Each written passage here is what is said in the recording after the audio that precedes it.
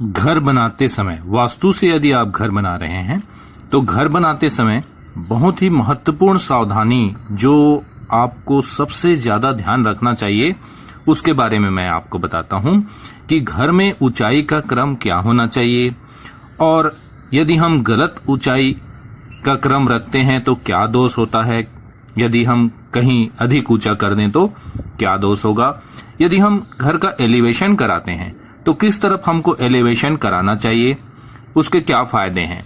तो सबसे पहले देखें कि कभी भी चाहे कोई भी घर हो, पूर्व मुखी हो, उत्तर मुखी हो, दक्षिण मुखी हो, पश्चिम मुखी हो, इस बात का ध्यान रखें।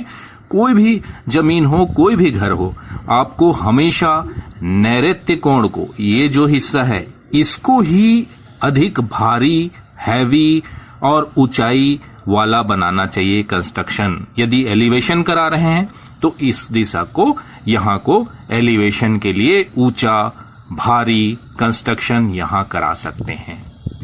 उसके पश्चात आप आग्नेय कोण को करा सकते हैं, इससे कम आग्नेय कोण होना चाहिए।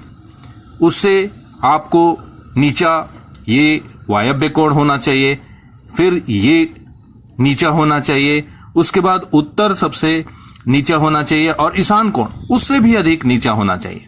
अर्थात क्रम कैसे हो गया, इस तरफ से इस तरफ और इस तरफ से होते हुए इस तरफ। यदि आप इसके विपरीत ईशान कोण में एलिवेशन, कई बार हमारा पूर्वमुखी या उत्तरमुखी घर होता है तो हम ईशान कोण में अधिक एलिवेशन कराते हैं, हैवी कंस्ट्रक्शन कराते हैं, तो ये आपको बहुत अधिक आर्थिक नुकसान देगा, आपके पुत्र पुत्रियों पर नुकसान पहुंचाएगा। उसी प्रकार से उत्तर में यदि हैवी कंस्ट्रक्शन कराते हैं तो आपकी धन संपत्ति को बहुत अधिक नुकसान ये पहुंचाएगा। उसी प्रकार से यदि वायव्य कोण में कराते हैं, ऊंचा कंस्ट्रक्शन, हैवी कंस्ट्रक्शन करा देते हैं, इससे भी अधिक, तो आपको अधिक खर्चे, अनावश्यक भागदौड़, स्वास्थ्य की हानि ये पहुंचाएगा।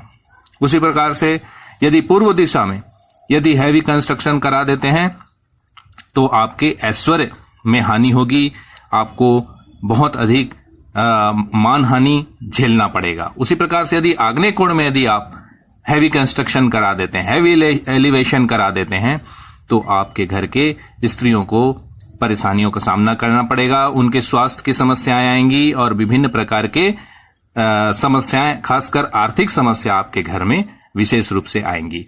तो हमको नैऋत्य कोण को हमेशा एलिवेशन के लिए भारी करना है, उससे कम भारी आग्नेय कोण, उससे कम ये, उसके बाद उससे कम ये, सबसे कम ये और उससे भी कम ईशान कोण होना चाहिए। धन्यवाद। जय श्री कृष्ण।